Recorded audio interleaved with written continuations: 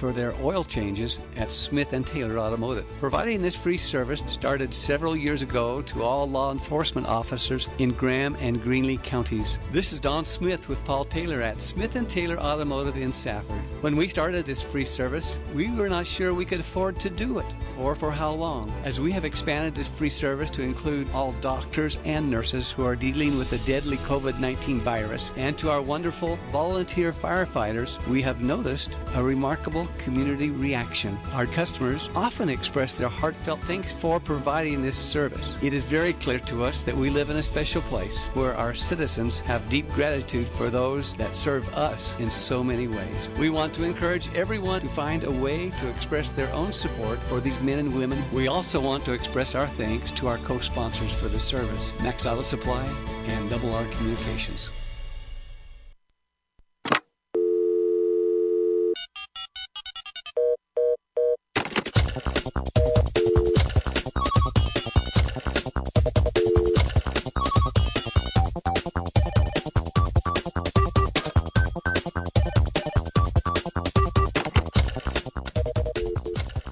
And good morning, everybody. Welcome to the Voice of the Valley. I'm your host, Dave Bell, 428-9494, 428-9494. Happy Tuesday, everybody. In theory, National Weather Service, Tucson Metro just announced excessive heat warning in effect from 11 a.m. today to 8 p.m. Wednesday.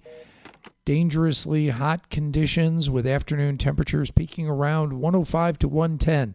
I think the 110 is primarily going to be Tucson, not so much us. I think we were supposed to get up to 102 was the last I saw. But they may have adjusted and gone up.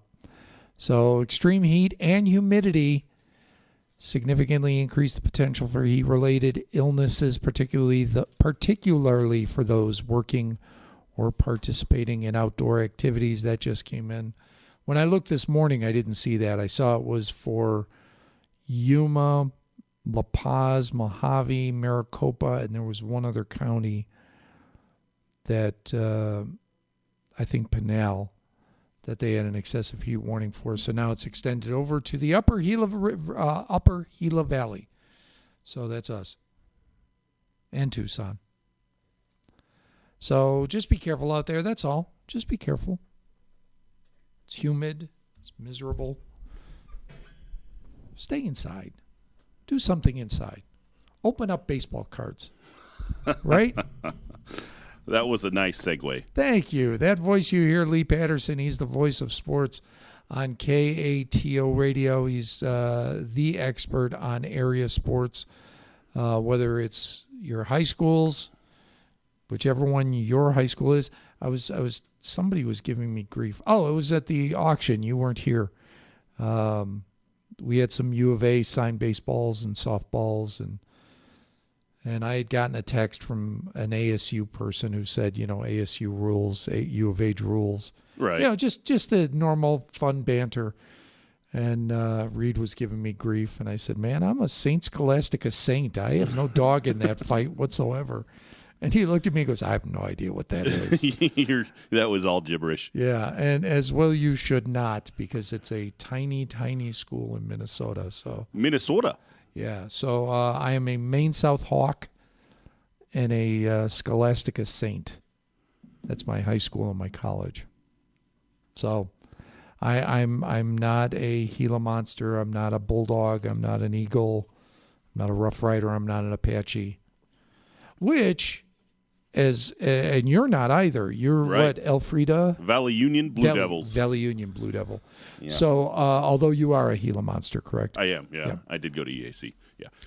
But that helps when you're covering sports, is to not be an alum. Right, and it's taken... There's people that I've known... I mean, this will be the start of my 22nd season this year, and there's people that still ask me, so who do you want to win? Well, if a local team's playing an out-of-area team, the local team 100% of the time. When the two teams are playing each other, Pima, Thatcher, Safford, Thatcher, Morenci, Duncan, all that, I don't care. Like it's not. I'm not meaning that as as a bad thing. It's not a derogatory statement. I don't care who wins. I don't have a dog in the fight. I want it to be a good game. First and foremost, I want it to be a good game for our broadcast. A 60-6 blowout is not a great game to broadcast, but I want it to be a good game, and I want both teams to play well. But I don't, after the game, I still go home. I still do. My life still goes on regardless of who wins or loses. And I've got friends that I've made over the last 22 years that have finally understand what I'm saying. I mean, but they were close. They were in the bubble. They had kids playing. Right. They lived and died with whatever happened on the field or on the court. And they may have gone to those schools themselves. Correct. And then their kids graduate and they get away from being inside the bubble and be able to look at it objectively, and they like, I get it. I get what you mean when you say you don't care who wins. And I don't. 100% of the time I want a local team to win. And that's how you have to look at it. You just have to be objective when you do a job like this. I was a sports editor for 7 years. I was a sports writer for 9 of my 25 years in journalism. Actually longer, because I broadcast football when I was on radio the first time. So call it 11 years I was involved in local sports. Print has a different issue. Oh, by the way, normally Vance Bryce is here on a Tuesday. Vance is off at the governor's conference, I believe, on tourism or something. He's in Phoenix right now doing what he should be doing as our tourism guy. Then this weekend he's at the Rural Policy Forum, which I wish I could be at. That's always a great event. When Safford hosted it a couple of years ago. Oh, yeah, I remember that they were here for a weekend or so, long weekend. Yeah. And I got to attend that, and it's really, really useful for anybody who volunteers with anything. So I both my wife and I are bemoaning the fact that we're not going this year, a little disappointed. So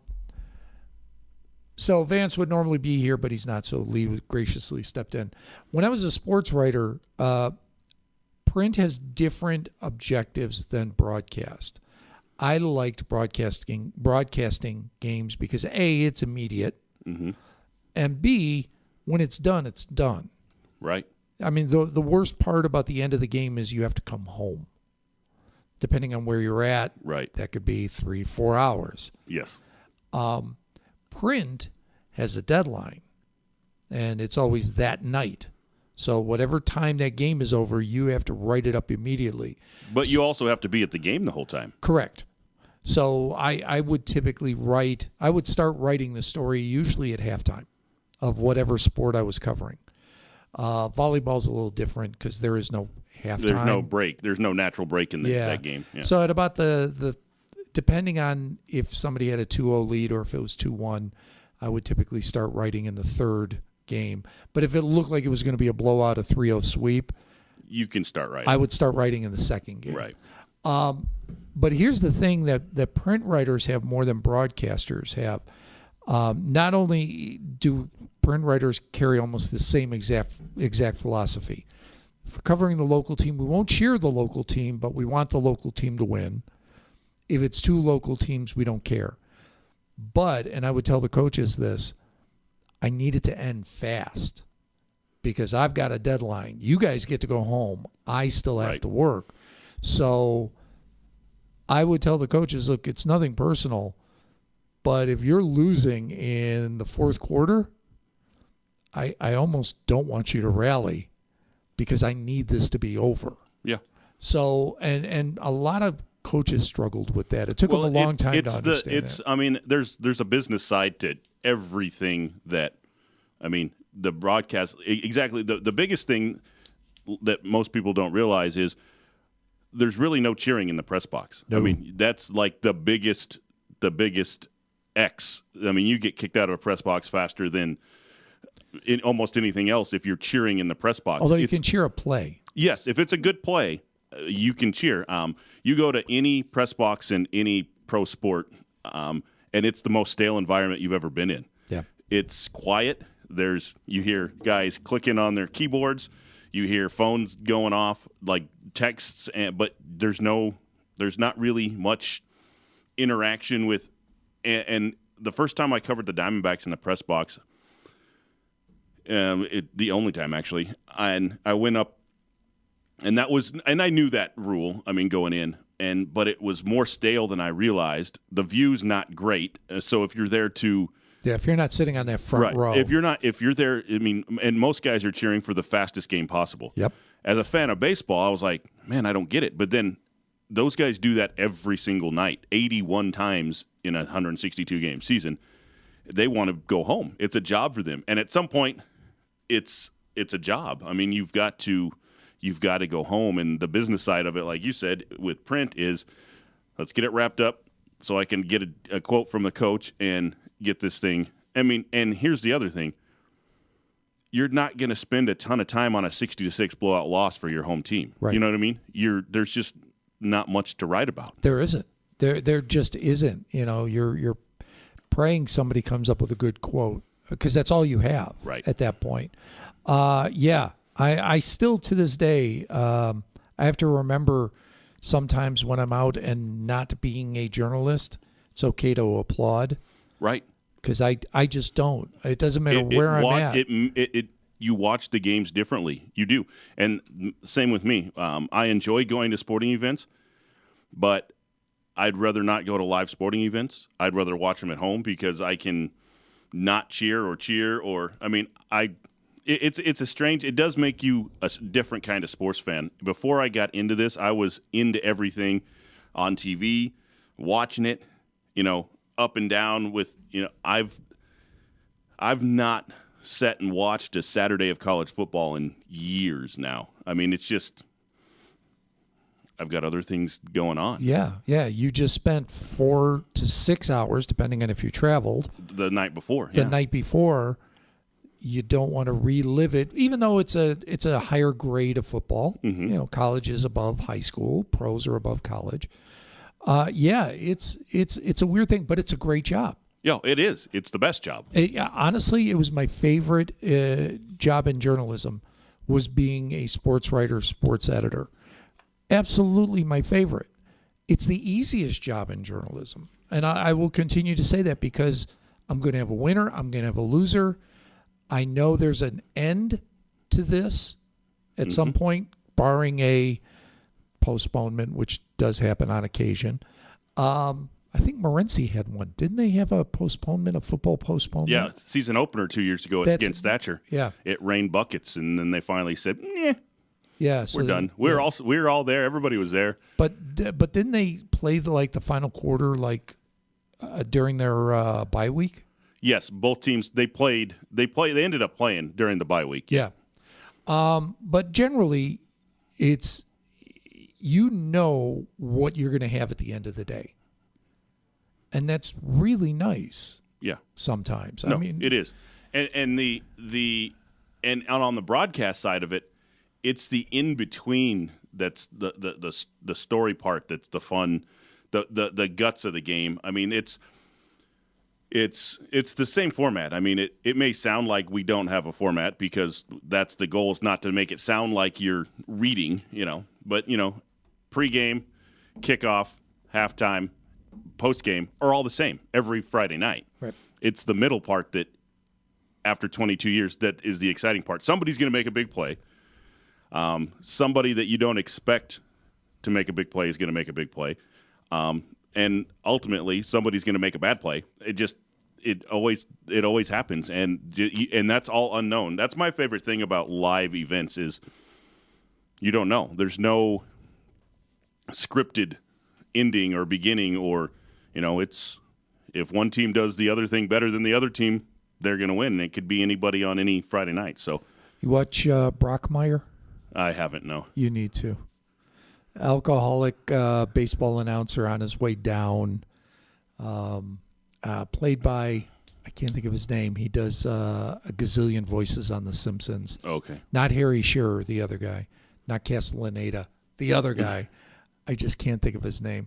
And does the voice. He does the voice just perfectly. It's really funny. And it's made for sportscasters. Right. It really is. So. Yeah. It's been a while since we've had Harry Carey doing the look at all the sailboats out there. and there's no sailboats because Harry's hammered in the 7th. Yeah. Harry hit the bud early. And Budweiser, I want to say. Now they're both legal. He was. Unfortunately, that was a time gone by that doesn't happen as much anymore. No, that's because the clubs are controlling their narratives, and it used to be. I was lucky enough to grow up in the Midwest, so depending on weather conditions, I could hear a lot of different games being called. So, I turn on the radio and I can hear Harry doing some of because he would do the 1st and 3rd and the 7th through the 9th on TV. On WGN, right? Yeah. And then he'd do the 4th through the 6th on radio. So I could, if I was out, I could turn on the radio and I could hear some of Harry. Or I could catch KMOX. Down in St. Louis, right? St. Louis, that and catch Jack Buck. Yeah. Or Bob Euchre up in Milwaukee. Just a bit outside. Oh, Euchre was so good. And every now and then I get Ernie Harwell over in Detroit. But that you almost needed a storm, right, to be able to hear. carry the AM signal. Yeah. But I could hear them, and you could hear all these guys, and just the pictures they painted. And radio was, to me, better. Almost. Right. Well, especially back then when the TV quality wasn't as good as. I mean, you can sit at home now on an 80-inch TV and feel like you're in the stadium on TV. But I still like the being able to describe on the radio. It's more. It almost forces you as a broadcaster on radio to be hyper sensitive to everything that's going on because nobody else is seeing what's going on. So. Down to colors and smells and weather and positioning on the field. There's a cheat sheet for broadcasters in size like 12 font, a whole 8.5 by 11 size of descriptors to use on where the ball is at, so that people know where it's at. I mean, that's the fun part. I mean, and you still have to learn all the time. When I do watch or listen to TV and radio, I'm more listening to pick up ideas on, you know what, that's great. I'm going to try to work that into to my broadcasts because just getting stuck on the same. I mean, if somebody listens to a football game the whole way through, which you would like to think happens all the time, but it just doesn't. People are back and forth. Yeah. And if you use the same descriptors for 2 hours, that gets old. Yep. I mean, I even have some buddies, which this happens in almost every type of live media. I have buddies text me, hey, try to use the word chartreuse in your broadcast tonight, or, that kind of stuff, and it just keeps it fun and interesting. And it's about that time of year again. I have. We're going to take a quick break. I have a Jack Buck story. So we would growing up in Chicago, you couldn't get Bears tickets. I got to see Walter Payton live once, just once, and I want to say it was his second year. So it wasn't even Walter Payton at that point. Right. But we loved him, and that's all that mattered. Vikings won. It was disgusting, but I got to see him. But that was it. I mean, you couldn't get tickets to that. You couldn't get tickets to a Packers game. They just sold out. You could get tickets to the Lions, and you could get tickets to the St. Louis Cardinals. Those are not convenient drives. The Lions was longer than the Cardinals. So we got tickets to go see the Cardinals and the Giants, the second to last game in St. Louis. I would say the last game was the Redskins before they moved to Arizona. Right, in 88. Right. Yeah. So it's 88 or 87. 87, yeah. 87. My ex is pregnant with our first, so we're going down. My old college roommate came with, and we're driving, and we're a little late to the game, just a little late. So we got the radio on, and Jack Buck's making the call, and all of a sudden he goes crazy. He's talking. I don't even remember who the running back was, but he took the ball and he made 8 moves and this was just a phenomenal play, and we're sitting in the car going, we're missing this. This is great. We're missing it.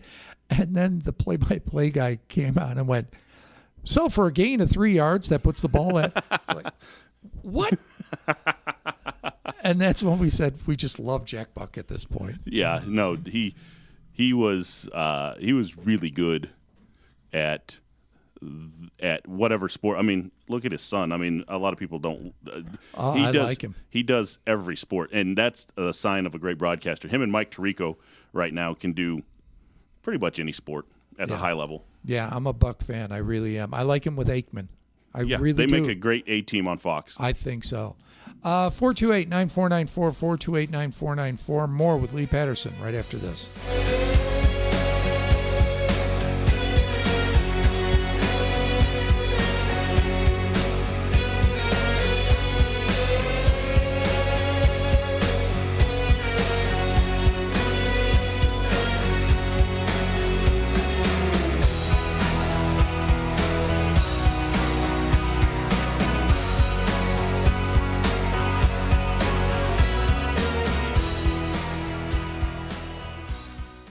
How do you want to be remembered, and who will tell your story? When you leave this life, there will be many important decisions that need to be made in a very short amount of time. Have you thought about who will have to make those decisions? Wouldn't it be thoughtful if you didn't have to burden those closest to you at a time when they would rather be remembering the good times and sharing their stories of you with others? By doing something now, it really does save your family from making a lot of difficult decisions later. To learn more about the benefits of pre-planning, visit Vining Funeral Home or call us at 428-4000. It is time to go back to school. Parents are making lists and doing everything they can to ensure their kids are ready. Mount Graham Regional Medical Center would like to remind our parents to schedule an appointment with your primary care provider to make sure your kids are up to date on their immunizations and receive their physicals before fall sports. If you need a primary care provider, Copper Mountain Clinic, a department of Mount Graham Regional Medical Center, is accepting new patients and are ready to take care of all of your family's needs. Call us today at 928-348-1600. At Walton Drug, you can expect excellent customer service provided by the professional and friendly staff. We offer a free child's vitamin program, liquid flavoring program, pharmaceutical compounding service, and a free annual school backpack program. We also offer local delivery as well as a convenient drive-thru, always striving to serve our patients as quickly as possible. Visit us at Walton Drug, 1520 West Highway 70 in the same location with the same local owner since 1997. 8 Out presents Terrifying Jobs. Bull Rider, take 2. Today we're talking with Clifford Maxwell, a rodeo bullfighter. His job? Distract raging bulls from going after thrown riders. Cliff, this seems like a really terrifying job. Why do you do it? I love protecting the bull riders when they get bucked off. How big are these bulls? 12 to 2,200 pounds of pure muscle. You're not cowed by any of this, obviously. Is there anything that scares you? Yeah. Distracted drivers terrify me. This message is brought to you by ADOT, ADBA, and this station. Even though things are different now, the one thing that remains the same is the Radio Lunch Club. We've been saving you money in both Graham and Greenlee counties for a while now, and that's something that will never change. You can still get a fast, delicious, affordable lunch 2 days a week in Greenlee County and the Radio Lunch Club special 7 days a week in Graham County just by mentioning you heard it on the radio. In Greenlee County, head over to Gimme's in York on Tuesday and Michelle's Bar and Grill on Wednesday. Of course, in Graham County, you can get El Charro on Monday, Nana's Kitchenette on Tuesday, Mechi's Mexican Food is Wednesday, Domino's Thursday, Kainoa Friday, Taylor Freeze in both Pima and Safford on Saturday, Copper Steer Steakhouse and Sports Bar every Sunday. Check out the Radio Lunch Club online at GilaValleyCentral.net. Just click on the RR Radio logo and scroll down to find out more about these fine restaurants and their Radio Lunch Club specials. Fast, delicious, affordable, the Radio Lunch Club is still where it's at in both Graham and Greenlee counties.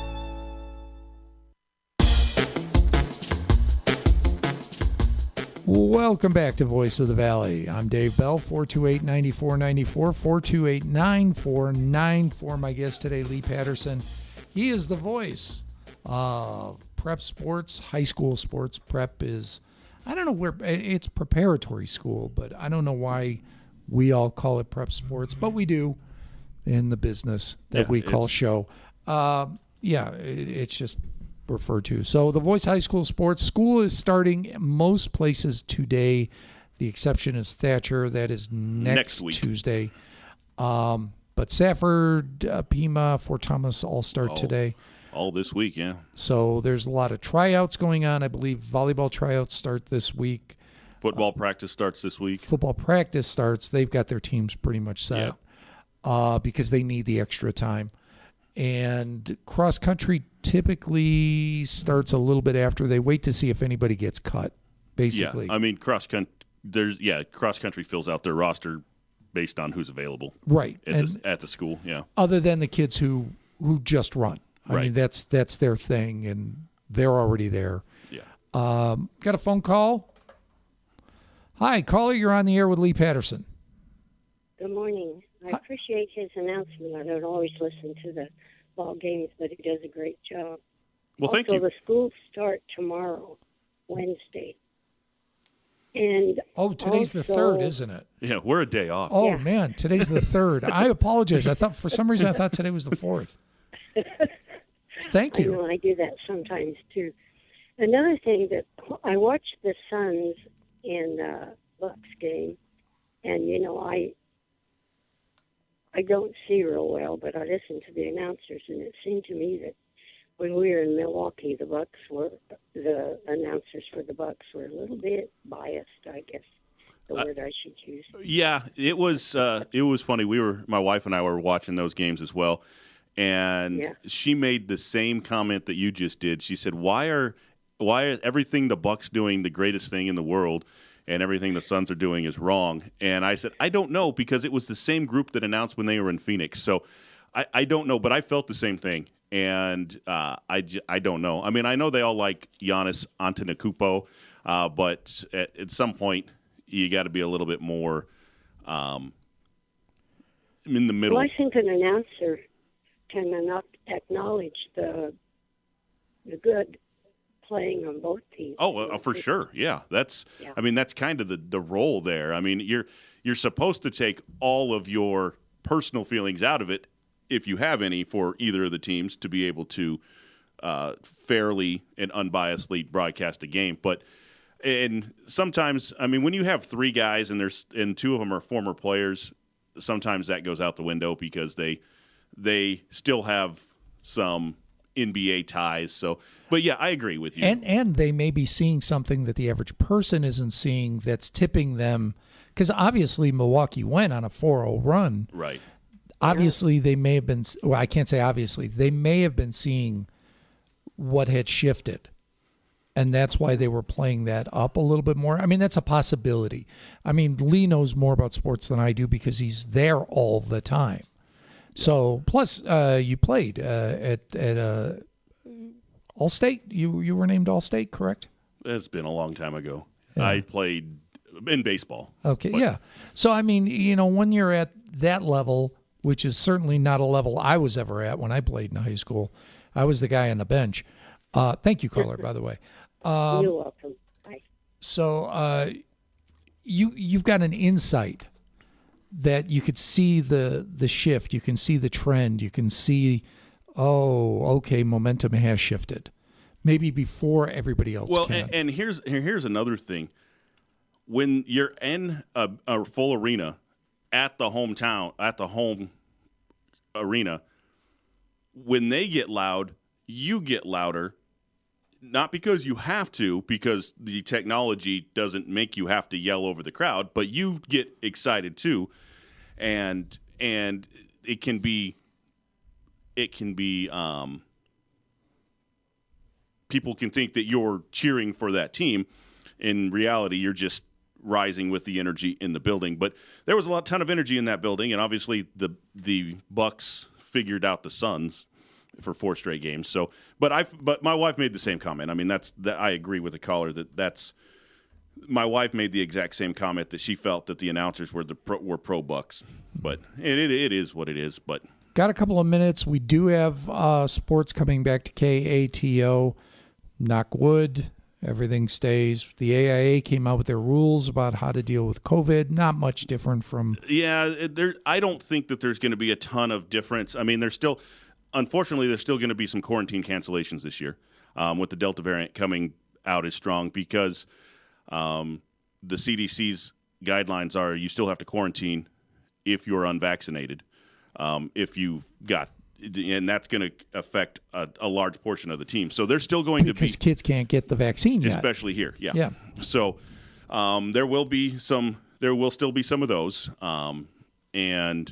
But other than that, I think the season's going to go on.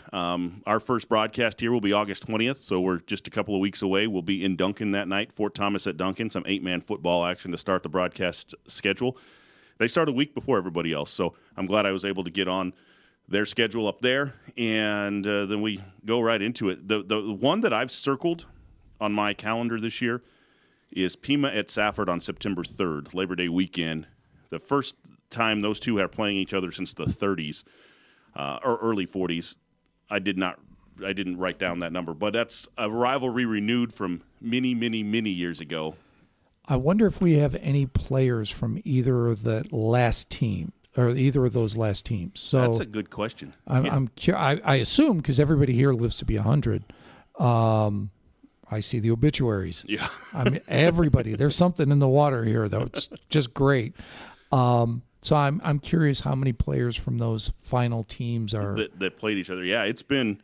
I didn't realize until that game was on the schedule how long it's been since those two teams had played each other. So it'll be fun. We'll get back to it, and it'll be good. Also, the Suns re-signed all their players. So Chris Paul got re-signed, and Cam Payne got re-signed, and they signed JaVale McGee, a backup for DeAndre Ayton. So I want to see what the Lakers do. That's really the key to my mind. Russ Westbrook is headed over there, so we'll see. But they've got 12 players over the age of 32 on their roster, so that'll be the big question for the Lakers. Yeah. I want to thank Lee Patterson, the voice of sports here on KATO. Your show returns next Wednesday at 12:30. Next Wednesday at 12:30, so you can catch Overtime with Lee Patterson on Wednesdays. Thank you all for listening. You guys have a great day. I will talk to you later.